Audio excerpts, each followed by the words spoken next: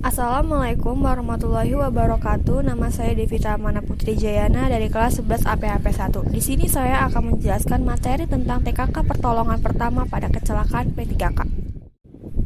Di sini saya akan memakai contoh tergigit hewan berbisa ular. Mulai memberikan contoh dari ular tidak berbisa. Yang pertama, bentuk kepalanya segitiga. Yang kedua, 2 gigi taring besar di rahang atas.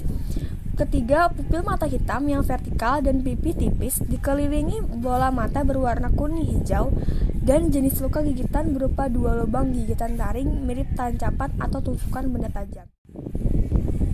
Ciri-ciri ular tidak berbisa. Yang pertama, bentuk kepala segi 4 panjang. Yang kedua, gigi taring kecil. Yang ketiga, pupil mata bulat. Yang keempat, bekas gigitan berupa luka terbuka halus berbentuk lengkungan. Apa saja sih gejala dan tanda gigitan ular berbisa? Gejala di tempat gigitan ular umumnya terjadi dalam 30 menit sampai 24 jam, berupa bengkak dan nyeri, dan timbul bercak kebiruan. Beberapa orang juga bisa mengalami reaksi alergi. Gejala lain yang muncul setelah gigitan ular berupa kelemahan otot, menggigil, berkeringat, mual, muntah, nyeri kepala, dan pandangan kabur. Kerja racun dari bisa ular juga dapat menyebabkan dampak berbahaya di beberapa organ seperti hematotoksik, kardiotoksik, neurotoksik, dan sindrom kompartemen. Selama menunggu bantuan medis tiba, Anda bisa melakukan pertolongan pertama sebagai cara untuk mengatasi gigitan ular berbisa sebagai berikut. Yang pertama, pastikan Anda beristirahat dan meminimalisasikan gerakan untuk mengurangi penyebaran bisa. Yang kedua, posisikan bagian tubuh yang tergigit ular lebih rendah dari posisi jantung. Yang ketiga, lepaskan aksesoris di sekitar bagian luka gigitan seperti jam tangan atau gelang agar tidak memperparah bengkak dan reaksi gigitan jika gigitan berada di area tangan. Longgarkan pakaian jika bagian gigitan mulai membengkak. Bersihkan luka gigitan dengan air dan sabun. Hindari membilas luka dengan alkohol. Yang terakhir, tutup bagian luka gigitan dengan kain atau perban kering yang bersih. Apa saja yang perlu dihindari saat gigit ular berbisa? Menurut CDC, Anda juga harus menghindari kesalahan pertolongan pertama berikut ini dalam penanganan digigit ular. Yang pertama, memanipulasi luka, baik dengan cara menyedot bisa ular dari tempat gigitan atau menyayat kulit agar bisa keluar bersama darah. Ingat, bisa ular tidak menyebar melalui pembuluh darah. Kedua, menggosok dengan zat kimia atau mengompres dengan air panas atau es pada luka gigitan. Yang ketiga, mengikat torniket. Torniket adalah alat panahan aliran darah pada luka gigitan.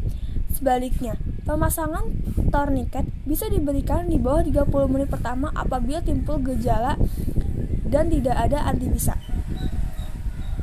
4. Menggunakan minuman alkohol atau kopi sebagai pereda nyeri. Kelima, mencoba mengejar dan menangkap ular. Dalam perawatan medis, korban gigitan ular akan mendapatkan antivenom guna menetralkan pengaruh racun di dalam tubuh. Apabila ular yang menggigit Anda tidak berbisa, dokter akan memberikan terapi antibiotik dan serum anti tetanus. Sekarang ini, Anda tidak hanya beresiko tergigit ular saat berada di hutan atau di alam bebas, tetapi ular juga bisa masuk ke area perkebunan dan pemukiman. Saat tergigit atau mengetahui ada korban yang gigit ular, segera lakukan pertolongan pertama dan hubungi bantuan medis darurat. Saya akan beralih untuk menjelaskan 2 pernapasan tiruan. Ketahuilah beragam teknik pemberian napas buatan berikut ini. Napas buatan adalah metode pemberian oksigen kepada seseorang yang mengalami kesulitan bernapas atau henti napas. Napas buatan dapat diberikan secara manual atau menggunakan alat bantu pernapasan.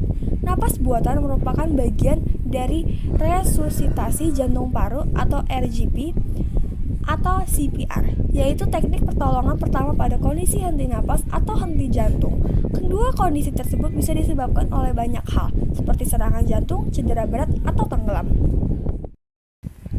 Berikut contoh-contoh alat yang digunakan untuk pemberian napas buatan. Yang pertama ada AmbuBag atau Bag Filled Max. AmbuBag merupakan pompa udara yang dioperasikan dengan cara menekan kantong berisi udara.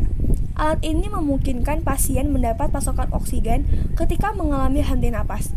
Penggunaan ambu bag harus dilakukan oleh petugas medis. Agar alat ini bisa bekerja semaksimal mungkin, masker ambu bag harus diletakkan secara tepat pada mulut dan hidung pasien sehingga tidak dapat celah bagi udara untuk keluar. Selain itu, posisi terbaring pasien harus juga benar agar saluran udaranya benar-benar terbuka. Yang kedua ada nasal cannula dan masker oksigen.